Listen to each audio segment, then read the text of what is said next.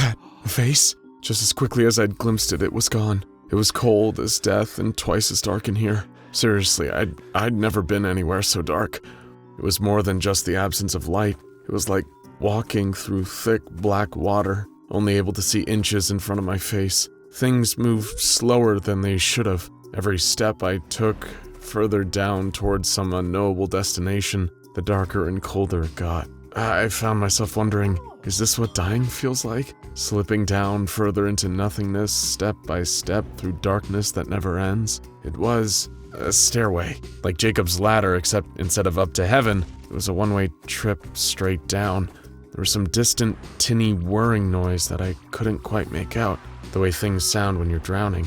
I didn't know what possibility was scarier, that the steps just went on forever and I'd be walking until my bones turned to dust, or that something would be at the bottom, waiting for me in the dark. The deeper I got, the more I got this sense that the latter was true. The way you can feel yourself being watched or sense someone standing behind you. That evolutionary holdover from when humans still took part in the world of predators and prey, and we were not the predators. Some part of us is just built to know when true danger is lurking nearby, or down below, patient and hungry. I could feel its malice rising up the stairs towards me, the way people in a skyscraper catching fire can feel the heat coming up from below, and know it's already too late for them. For the first time, my eyes came into focus, and I made something out in the distance. When I realized what it was, and worse, how strikingly familiar it was, all I could do was scream. That's when I woke up, drenched in sweat and relieved to see the darkness of the stairway replaced by bright morning lights shining in through my bedroom window. My brother Steve was standing there with a concerned look on his face. He told me I'd been screaming in my sleep and asked me if I'd been having that dream again. It made me feel like an idiot, but I had to nod and tell him, yes, it was the same one. This weird nightmare I've been having day after day, and despite it almost always being the same thing, it somehow never got any less frightening. There was no way to even describe the profound sense of dread I felt walking down those stairs and finally seeing what was waiting for me below, even though I could never actually remember what it was upon waking. Steve told me not to worry about it and toss some clothes onto my bed. He assured me that it was probably just final stress, seeing as we were a mere few months from graduating. I needed to be up and at 'em today. We were touring one of our first choice colleges. My brother and I had always been close. Even if we hadn't been fraternal twins, I think we still would have been best friends. All through elementary, middle, and high school, we were practically joined at the hip. So it only made sense that when we were getting close to graduation, we wanted to go to the same college. We'd be friends to the end, till we were old men on the porch in rocking chairs. It so happened that we were together in the end, just not in the way I'd hoped. The two of us arrived to check out the potential college a few hours later. It was a nice day out. The brightness of the sky and the lush greenery across campus quickly banished the bitter memories of that bad dream. High school hadn't exactly been a picnic for me. I'm the nervous type, if you couldn't already tell. Steve, who was the more outgoing and confident one, always looked out for me. He'd always been there whenever I was dealing with bullies or academic stress. But at college, I felt like I could reinvent myself and become the kind of person I'd always wanted to be. As we hopped from building to building across the tour, checking out the different facilities and attending a few sample lectures and seminars, I was only becoming more confident that college would be the place for me to finally bloom. It was perfect for me. But despite this college being exactly what I'd wanted in terms of lifestyle and academic pursuits, there was a certain stain on its reputation.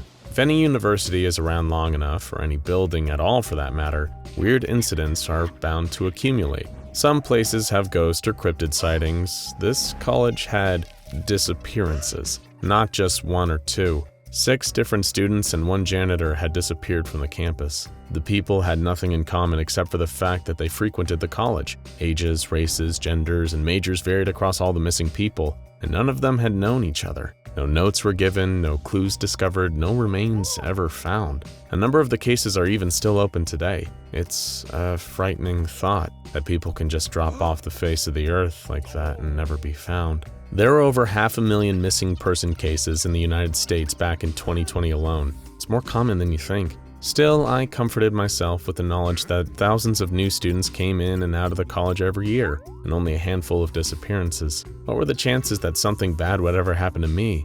Though, to be fair, Every person who actually did disappear in their last moments thought, what are the chances something like this would happen to me too? We were several hours into the tour when the coffee Steve had on the way over finally caught up with him. He needed to go.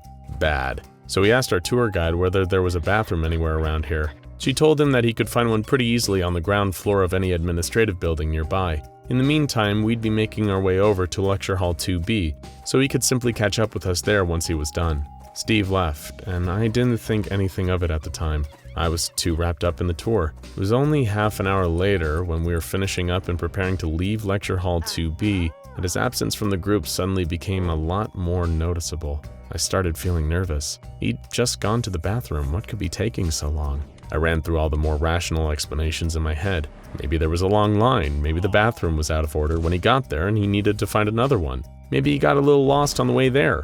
Maybe he got a little lost on the way back. There were so many perfectly rational reasons he wasn't with us right now. But as the minutes dragged on, each one felt a little less likely, and a dark pit of dread began to form in my stomach. It wasn't long before I alerted the tour guide. Naturally, she tried to calm me down, saying how likely it is that he'd just gotten lost. Steve was a smart kid. He was thinking of going to this college after all, so he must be smart. There was a smattering of laughter from the tour group. Still, she put the word out to her fellow staff members, and the search began. Despite trying my best to avoid panicking, the stats about all those disappearances just kept flashing through my mind. What if we were the unlucky ones? What if Steve had actually disappeared just like the others and I'd never see him again? As the hours marched on and he still wasn't found, that was all I could think about. I didn't want to lose him. I tried calling his cell phone and texting him countless times but got no response. You can only imagine my relief when I suddenly got a call from him. Though when I heard the content of the call, that relief quickly disappeared. The reception was patchy, and his voice had a strange echo to it, like he was somewhere deep and cavernous. There was this other noise in the background too, this strange tinny whine that felt oddly familiar. I only caught a few words from him before the call cut out. "The door! Stay away! It keeps going! Something down here! Don't come looking! Oh God!" If I was scared before, I was utterly mortified now. I couldn't just leave my brother in a situation like this, no matter what he told me to do. I had to find him somehow, I just had to. Nobody else seemed to take it seriously, but I somehow knew he was in the most terrible danger. That's when I decided to head to the one place I believed he would be, the administrative building. It was such an unremarkable little building, hardly the kind of place where you'd expect some terrible secret to be hiding. But dangerous things often hide in plain sight. Things like the door. It was one of those things from Steve's message that had stuck in my head. The door. Call it instinct, call it intuition, call it blind, dumb luck. But when I was standing in front of an average-looking door in that unremarkable administrative building, I knew I was staring at the exact door that my brother had been talking about. It radiated bad vibes. Dark energy was practically humming off of it, but I wouldn't let that stop me. Perhaps I was stupid, going in without help. While it's easy to criticize from the safety of your home, it's worth remembering we do silly things when we're afraid. And I mean, this was my brother we're talking about here. No one in the world was more important to me than him. No one. The second I entered the room beyond the door, something changed. It was like stepping into another world entirely. The air was thick and oppressive. The floor below me and the walls around me were ungodly cold. But most remarkable of all was the dark. Even my phone's flashlight at full power barely made a dent. I don't think I'd ever seen anything so truly impenetrably dark. Outside of a certain nightmare, anyway. That was when I finally realized where I was standing. At the top of the stairs. Those stairs. The stairs that had been haunting my restless sleep. A single winding stairwell down into the void. Every part of me wanted to run and scream and hide, but I couldn't. I knew that if it were me trapped down there, Steve wouldn't have hesitated. He would have charged down there and helped me. Now I had to do the same for him. After all, we all know that in real life there's no such thing as monsters. And how deep could a staircase really go anyway? That question was soon put to the test as I descended down into the pit. I counted 13 steps each time before reaching a small platform. There were strange markings and scratches on the wall the further I descended. Every footstep I took echoed on and on and on. I must have been walking for a solid 15 minutes, traveling impossibly deep, when I finally heard something else. I called out Steve's name, but quickly realized it wasn't him. It was a little girl, weeping, a few 100 feet below. I couldn't tell if she was afraid, in pain, or both. but hearing it put ice in my veins. What the hell was going on down there? Had whoever taken her taken Steve too? What exactly was I dealing with? These were the questions racing through my mind as I got deeper and deeper into the belly of the beast. Time ceased to matter as the flights went on and on beneath me, even descending into deeper, colder darkness. I was literally walking into my own nightmare. But seeing as the only alternative was leaving my brother to die down here, I couldn't do anything else. I was down countless flights of stairs when I finally saw him. He was a distant, pale speck, dithering and afraid. He was a full flight down from me. I was so happy to see him that at first I didn't even notice anything was wrong.